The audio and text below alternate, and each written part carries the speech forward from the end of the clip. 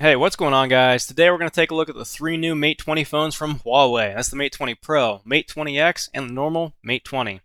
Unfortunately, I don't have any hands-on footage for you guys because my channel's not big enough to get me invited to those events yet. So if you're new, I do really appreciate you stopping by. Consider subscribing. I'm trying to build a tech community here on YouTube, and your subscription would really help me get invited to those events in the future. But for now, we got to work with what we got. So diving on in, you can see we're on digital trends instead of GSM Arena like normal for these videos because this gives us a really nice table comparing the three phones. I did fact check these three against Huawei's own website, and the Mate 20 Lite we're just going to completely ignore. So, Mate 20 Pro on the left, 20 in the middle, and X on the right.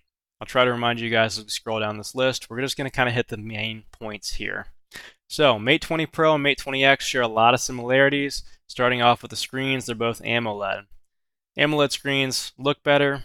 That's pretty widely accepted now. Maybe you disagree, which is fine. Just something to keep in mind. And the AMOLED screen is going to be really nice with the notch because all three of these phones have notches. So with AMOLED, when a pixel is black, it actually turns off that pixel, so it's just solid black. You get a deeper black than you would on an IPS screen. So if you're somebody like me who hates the notch and you want to turn it off as soon as you open the phone, something to keep in mind. Now, the Mate 20 Pro also has the biggest notch out of all three phones. The Mate 20 and Mate 20X just have that little water drop notch. Mate 20 Pro is like an iPhone 10 style notch. It also has a curved screen. So think about a Samsung Galaxy S9 meets an iPhone 10. That's what you're going to get, just a little bit bigger. So it's probably going to be pretty easy to hold, but I hate the notch and I really hate the curved screen also. I use SwiftKey. I had a lot of typos because the keys just kind of wrap around the edge of the screen. But maybe that's just me. A lot of people like Samsung phones, so it is what it is. Now, the Mate 20 Pro is also the only phone at 1440p. The other two are 1080. That's really not a big deal to me. I don't think that you guys should really, harp on that too much because 1440p on a phone isn't really needed. It's a nice to have, and I guess, for $1,000 it would be nice to have on these phones, but I guess kind of a point of reference. I used to sell TVs, and right when I quit, 4K TVs were just starting to come out, and that was the big thing. But you have to think about the distance you're going to be back from that TV, or in this case, the distance you're going to be back from your phone, and are you actually going to notice that difference in pixel density? The answer is probably no. But if it's something that you want for $1,000, completely fair because these phones are expensive. They all start with a lot of storage. I do like that. They all have not an SD card slot, but a nano memory slot. Now, if you guys remember going from micro SIM cards to nano SIM cards, Apple started that a few years ago and got praised for it because you save some space or some crap like that. Huawei's not Apple, so of course they're getting crapped on for doing this, but maybe it'll lead to some faster speeds down the road. Maybe it saves a little space and people come up with good ideas of what to do with that extra space in the phone. I don't know. It just kind of is what it is. I thought it was them trying to innovate, but if you disagree, that's fine. This isn't going to be proprietary to Huawei, though. Huawei's opening up the standard so other people can take advantage of it, so it's not just a money grab from them, or at least it doesn't seem like that to me. All got the same chip, Kirin 980. That's the most recent processor from Huawei. It is performing really well if you look at benchmarks compared to Snapdragon chips. If you compare it to iPhone chips, you can't do that. The phones are running different operating systems. One's Android, one's iOS. You can't compare across OS, period. You can't compare Mac to Windows, benchmarks either. It's a whole other video though, just if you see that throughout the results. Now again, X here on the right, Pro here on the left, Mate in the middle. Again, starting with less RAM on the Mate. And then the really big thing is the camera. The normal Mate 20 gets left out with a really nice camera setup that the Pro and the X have. It's cheaper, but it's not much cheaper. We got 930 versus 1050 on the X, and it does have a bigger screen too. So that really sucks to see. You are missing out on some stuff, saving that $100. Is it really worth it? Only you can decide. Now with the the Mate 20 Pro, we've already got the humongous notch. We've already got curved sides, just like the S9 Plus and Note 9, things like that. Now we're also missing a headphone jack, so things just keep stacking up to make me not want that phone. Whereas on the other two, we do get the headphone jack, so you know that they had room for it. But I guess it has to do with their IP68 rating. I guess. So, yeah, something else to keep in mind there.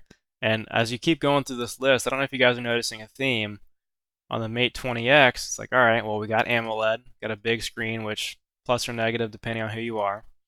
1080p, it's fine. But then we've got the same amount of RAM as the Pro, same camera setup as the Pro, headphone jack, which the Pro doesn't have, bigger battery than the Pro. A favorite starting to emerge. Now, the Pro does have IP68 water resistance, where the other two are basically just splash resistance. If that's something big to you, then, there's that. And the Pro also has the fastest charging and wireless charging currently on the market. Only the Pro has that. They locked it off from the other two, but the other two are still going to charge pretty darn quick. 5,000 milliamp hour battery, depending on how much you game or you're on your phone. That should get you through a day and a half or two with no problem. And then, of course, the price. Over $1,000 for the Pro base model. $900 for the non-Pro, and $1,000 for the X. These phones are just way too freaking expensive in my opinion. Now, I did mention I was going to say which phone I thought was the best value, and I think that's the Mate 20X. I just think it offers the most for the money. I've been using a Mi Max 3. I really like having a phone with a big screen, and even though these phones are all really expensive, you can say Huawei innovated. So unlike the Galaxy Note 9 or the iPhone XS Max or iPhone XS, where neither of those companies really innovated at all, Huawei did. So on the Mate 20X, we've got a fingerprint sensor there on the back. Mate 20 Pro, we don't because it's in the screen. We got some killer cameras on the Mate 20 Pro and the Mate 20X. What will probably be the best cameras on the market when these phones are actually launched here in about a week. In addition to that, Huawei's at least trying, with a different standard for memory. Now, again, maybe this will be faster in the future, maybe not. I don't know. Only time's going to tell. And then they have the fastest charging currently available to consumers, especially the Pro. Pro has some insanely fast charging. So, Huawei's at least innovating with these phones.